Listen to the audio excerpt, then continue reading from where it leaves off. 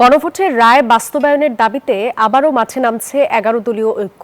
দ্বিতীয় দফায় ১৮ এপ্রিল থেকে ২রা মে পর্যন্ত কর্মসূচি দিয়েছে তারা। বৃহস্পতিবার সংবাদ সম্মেলনে এই কথা জানানো হয়। জোট নেতারা জানিয়েছেন শনিবার ঢাকায় হবে গণমিছিল, এরপর ২৫ এপ্রিল বিভাগীয় শহরে এবং ২রা মে সব জেলায় পালন হবে এই কর্মসূচি।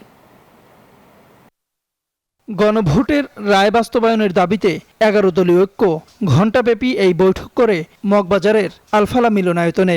এতে জোটের দলগুলোর শীর্ষ নেতারা উপস্থিত ছিলেন। বৈঠকে ধারাবাহিক কর্মসূচি দেওয়ার সিদ্ধান্ত নিয়েছে ১১ দল। ক্রাঞ্চি রোলের ভিতর চকলেট ক্রিমের ফিলিংয়ে অল টাইম ক্রিম রোল, মুখে দিতেই স্পেশাল ইনসাইড। সংবাদ সম্মেলন করে জামায়াতের সেক্রেটারি মিয়া গোলাম পরোয়ার বলেন, গণরায় বাস্তবায়ন না করে নানা অজুহাত দেখাচ্ছে সরকার। এ সময় ১১ দলের কর্মসূচি তুলে ধরেন তিনি। ১৮ এপ্রিল শনিবার ১১ দলের উদ্যোগে রাজধানী ঢাকায় গণমিছিল অনুষ্ঠিত হবে। ২৫ এপ্রিল শনিবার সকল বিভাগীয় শহরে গণমিছিল। ৩ মে মাসের ২ তারিখ প্রত্যেকটি জেলা হেডকোয়ার্টারে জেলা ১১ দলের উদ্যোগে বিশাল বিশাল গণমিছিল জেলা সদরে অনুষ্ঠিত হবে ইনশাআল্লাহ। দেশের আইন শৃঙ্খলা স্বাস্থ্যখাতের পরিস্থিতি চরম অবনতি হয়েছে বলে অভিযোগ করেন এই জামায়াত নেতা।